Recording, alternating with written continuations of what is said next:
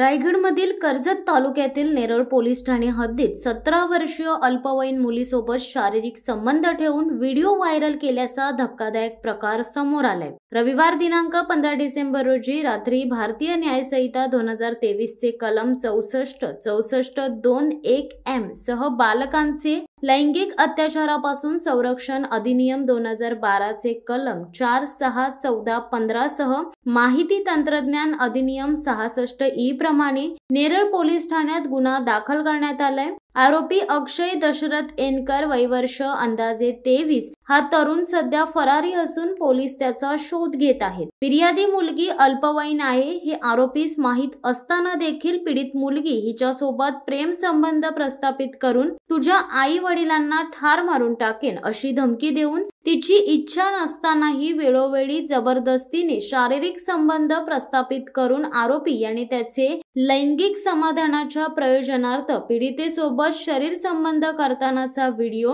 इंटरनेटच्या माध्यमातून प्रसारित केल्याप्रकरणी बलात्काराचा गुन्हा दाखल करण्यात आलाय। उपविभागीय पोलीस अधिकारी डी टेळे यांच्या मार्गदर्शनाखाली कर्जत पोलीस ठाण्याचे पोलीस निरीक्षक सुरेंद्र गरड, नेरळ पोलीस ठाण्याचे सहाय्यक पोलीस निरीक्षक शिवाजी ढवळे, महिला पोलीस उपनिरीक्षक प्राची पांगे, नेरळ पोलीस ठाणे अधिक तपास करीत आहे।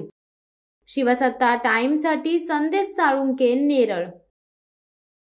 धडक बेधडक वृत्त देणाऱ्या आपल्या शिवसत्ता टाइम्स न्यूज चॅनलला लाल बटन दाबून सबस्क्राईब करा आणि बेल आयकॉनला क्लिक करायला विसरू नका।